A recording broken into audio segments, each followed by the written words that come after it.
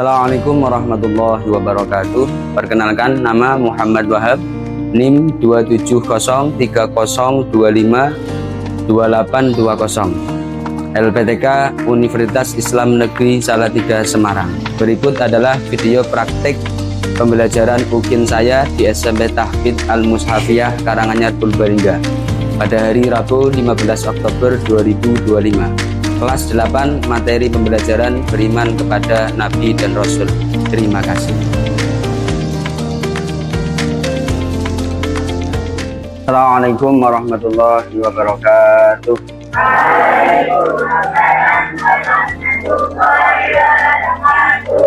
Gimana kabarnya? Sehat semua? Sebelum mulai pembelajaran, Pak Guru absensi dulu ya. Abdullah Zakwan, Al-Falah, Akbar, Alifa, Aprilia, Askina, Muhammad Ilham Al-Haq, Musaratul Faridah,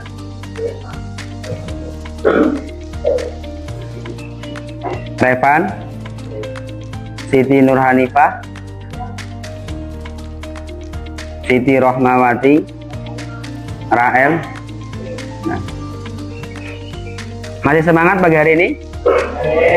Masih semangat? Kita breaking dulu ya. Coba kita bersama-sama tepuk semangat.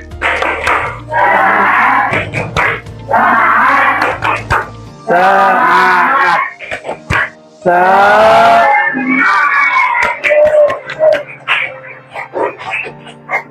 Sudah siap menerima pembelajaran? Ya. Alat tulisnya sudah siap semua? Ya. Nah, sebelum mulai pembelajaran, mari kita berdoa terlebih dahulu. Semoga pembelajaran kita dipermudah oleh Allah dan tentunya mendapat ilmu yang barokah manfaat. Al-Fatihah. A'udzu billahi minasy syaithanir rajim.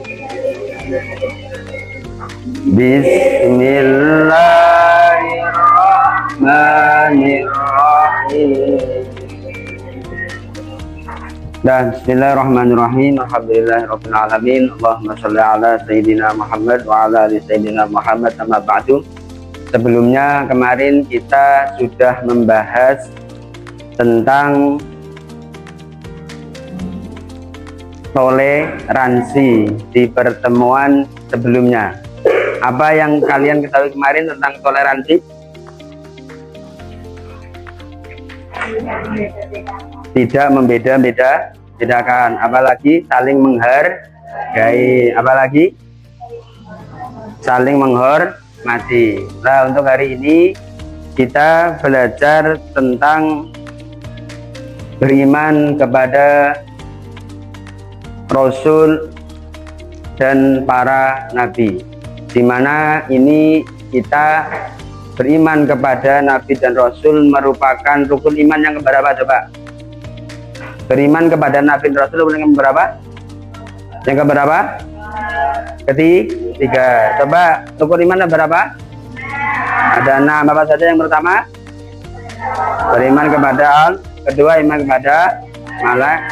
Ketiga, iman kepada Rasul. Keempat, iman kepada kelima, kepada hari kiamat. Keenam, iman kepada qada dan qadar. Makanya kita penting belajar tentang iman kepada nabi dan rasul. Apalagi di era digital kita tahu bahwa di mana para rasul itu memiliki 4 sifat wajib yang sangat penting kita aplikasikan dalam kehidupan sehari-hari di era digital. Berikut Pak Guru sampaikan, Pak Guru tayangkan slide materi pada pagi hari ini tentang iman kepada nabi dan rasul. Arti daripada iman itu sendiri adalah sebuah keyakinan yang harus kita yakinkan, tekankan di dalam hati. Apa arti iman kepada nabi dan rasul? Iman yang benar setidaknya memiliki 3 unsur.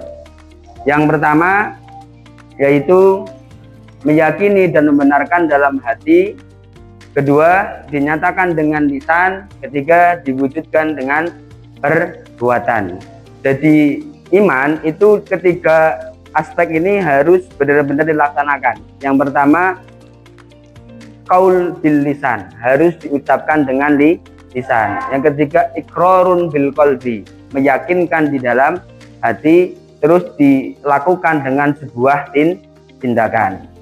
Dalam sebuah tindakan. Nah, bagaimana arti iman kita kepada Nabi dan para Rasul? Yaitu kita membenarkan dalam hati, membenarkan dalam lisan, meyakinkan dalam hati bahwa Nabi dan Rasul itu adalah utusan Allah Subhanahu wa Ta'ala. Utusan Allah Subhanahu wa Ta'ala. Kemudian diikuti dengan ketaatan dan kepatuhan menjalankan perintah serta meninggalkan larangan berdasarkan ajaran yang diajarkan dibawa oleh para nabi dan rasul. Dalam ayat ini diterangkan, sungguh kami benar-benar telah mengutus rasul-rasul sebelum engkau Nabi Muhammad. Di antara mereka ada yang kami ceritakan kepadamu dan ada pula yang tidak kami ceritakan. Tidak ada seorang rasul pun yang membawa suatu mukjizat kecuali seizin Allah Subhanahu wa Ta'ala. Maka apabila telah datang perintah Allah, yaitu hari kiamat, diputuskanlah segala perkara dengan adil ketika itu. Rugilah para pelaku kebatilan. Quran surat Al-Ghafir ayat 78. Ini merupakan dasar daripada iman. Kita diperintahkan oleh Allah dari dasar bahwa Allah telah mengutus Rasul. Walaqad arsalna rusulan. Sungguh sudah kami utus para Rasul kepada kalian semua. Jadi kita ini dasar bahwa Allah mengutus Nabi dan Rasul. Berikutnya Rasul ulul azmi. Tadi di antara 25 Nabi dan Rasul, ini kan yang wajib kita ketahui. Di antara 25 Nabi itu ada Rasul yang bergelar atau berjulukan Rasul ulul azmi. Apa itu ulul azmi? Ulul azmi adalah gelar para Rasul yang memiliki ketabahan, keteguhan yang luar biasa. Jadi Nabi ulul azmi ini memiliki cobaan yang begitu berat. Akan tetapi beliau tetap bersabar. Diuji begitu beratnya, beliau tetap memiliki kesabaran yang sangat tinggi. Gelar para rasul yang memiliki ketabahan dan keteguhan yang luar biasa. Lah, Rasul ulul azmi itu sendiri Rasul yang teguh pendirian dan tabah dalam menghadapi berbagai masalah ataupun rintangan ketika menjalankan tugas dalam menyampaikan wahyu kepada para umatnya. Siapa saja Nabi dan Rasul yang memiliki gelar ulul azmi? Yang pertama itu Nabi Nuh alaihi salam. Ada yang pernah dengar cerita Nabi Nuh? Beliau dakwah berapa puluh tahun, yang beriman hanya berapa gelintir. Bahkan termasuk istrinya dan anaknya Kan'an itu tidak beriman kepada Nabi Nuh. Itu kan cobaan luar biasa. Sampai suruh membuat kapal, kota itu ditenggelamkan. Nah, Nabi Nuh bahkan anaknya Kan'an dan istrinya tidak mengikuti Nabi Nuh.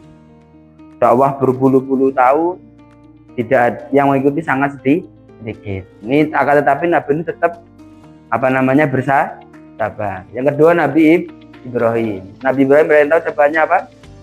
Dibakar oleh Raja Namrud. Beliau tetap bersabar. Dibakar, ya monggo.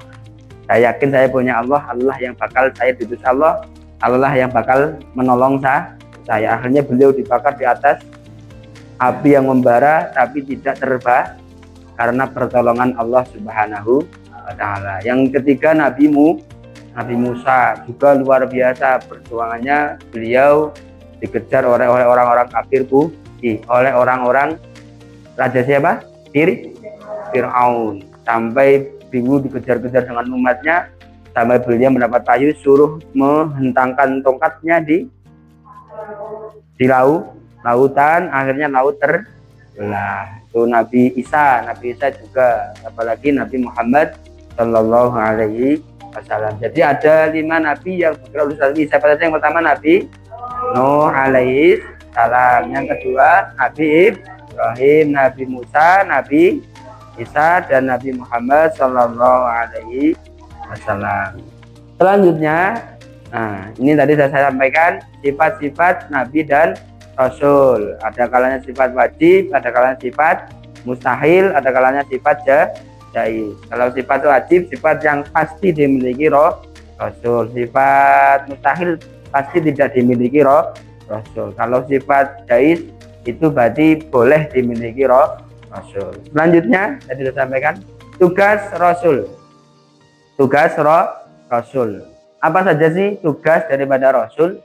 Tadi walaqad arsalna, Allah dawuh bahwa sungguh saya telah mengutus para Rasul untuk kalian semua. Lah tugasnya apa? Yang pertama yaitu menyampaikan risalah dari Allah Subhanahu wa Ta'ala. Menyampaikan risalah. Risalah itu apa ya? Ajaran syariat agama Islam. Yang kedua, mengajarkan ketauhidan. Kita harus iman kepada baginda Nabi Agung Muhammad Shallallahu Alaihi Wasallam. Selanjutnya, mengajarkan cara beribadah kepada Allah.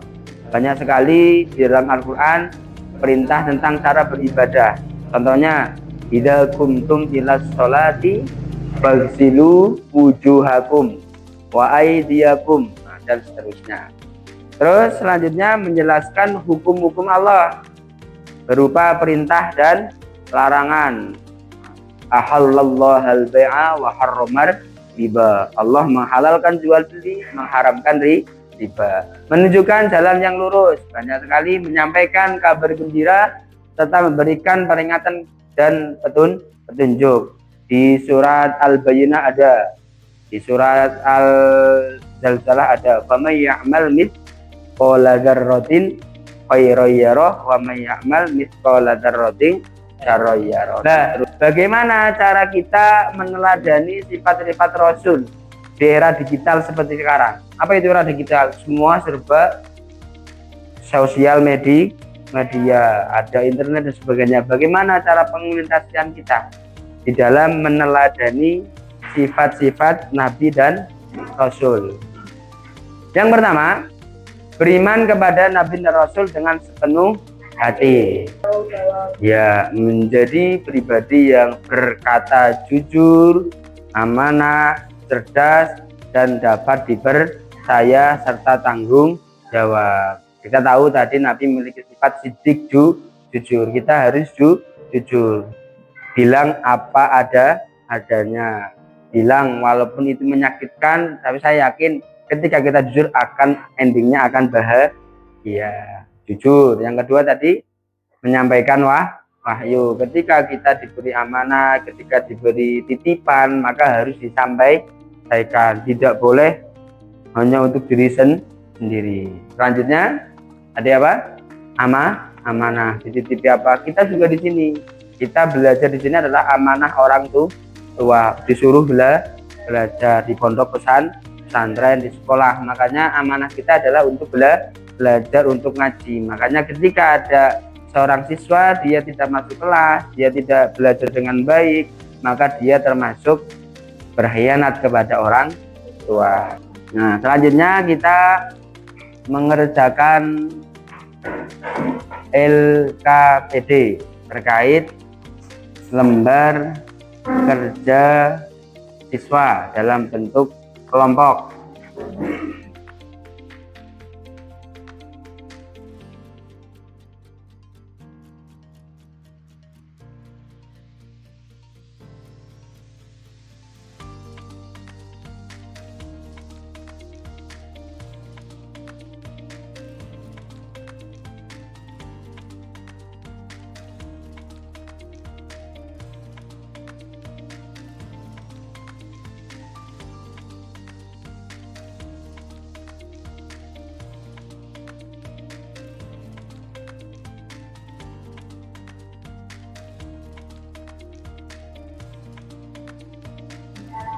Coba untuk selanjutnya persiapkan, nanti habis ini mempresentasikan daripada hasil kerja kelompok kalian masing-masing. Assalamualaikum warahmatullahi wabarakatuh.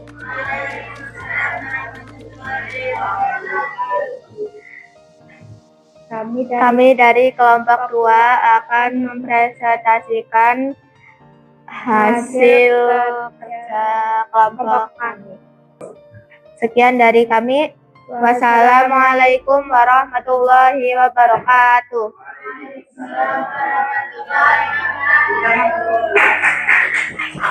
Sebelumnya ada pertanyaan? Paham semua? Paham? Wah, ini kurang 2, nggak apa-apa. Nanti ini ada sebuah kertas, ini ada, nggak pakai ini. Nanti kalau kalau ada 2 pernyataan, saya bacakan pernyataan benar atau salah. Benar atau salah. Ini kan ada benar atau salah. Ini kan tetapi harusnya ada 4 kelompok ya. Benar atau salah. Kalau kalian benar, maka angkat tangan 1. Kalau salah angkat tangan 2. Nah, 1 kan berarti benar. Kalau angkat 2 kan menyerah, berarti salah. Paham ya? Dan iman artinya percaya. 1, 2, 3 angkat tangan. Atau tidak? Kelompok 1, 2, 3. Ya, benar semua. Pernyataan kedua, iman itu meyakini adanya Allah Subhanahu wa ta'ala di dalam hati dan mengucapkan dengan lisan tanpa melakukan dengan perbuatan. Salah atau benar? Benar atau salah? 25. Itu ada 25. Nomor 1, 2. Ya, betul. Ini salah, berarti ini gugur. Kelompok yang juara 1 adalah kelompok 2. Tepuk tangan untuk kelompok 2. Ya. Nanti yang terakhir 1, nanti menghadap Pak Guru di kantor ya. Ya. Mari kita sebelum ditutup, kesimpulan pembelajaran pagi ini apa saja tadi? Sebelum ya, iman kepada Nabi dan Rasul. Kita sebagai seorang Muslim harus beriman kepada Nabi dan Rasul. Yang kedua, kita yakin bahwa Rasul dan para Nabi itu memiliki 4 sifat tidak memiliki sifat mustahil dan memiliki sifat jahil. Selanjutnya, tadi kita diajarkan kita harus meneladani sifat-sifat Nabi dan Rasul dalam kehidupan sehari-hari. Di antara sifat apa saja? Sidik, amanah, fatonah, tabligh. Sidik itu artinya jujur, amanah dapat terus tabligh menyampaikan wahyu, fatonah cerdas. Kita harus menerapkan dalam kehidupan sehari-hari, baik di dunia nyata atau di dunia maya, di sosial media. Kita harus jujur, kita harus menyampaikan amanah ketika titipan, kita harus cerdas di dalam bersikap. Sampai sini ada pertanyaan? Gak ada. Sebelum Pak Guru akhiri, mari kita membaca alhamdulillah bersama-sama. Semoga yang kita pelajari hari ini bermanfaat dan kita semua dapat mengaplikasikan dalam kehidupan sehari-hari. Mari kita bersalam bersama. Alhamdulillah. Pak Guru akhiri. Assalamualaikum warahmatullahi wabarakatuh.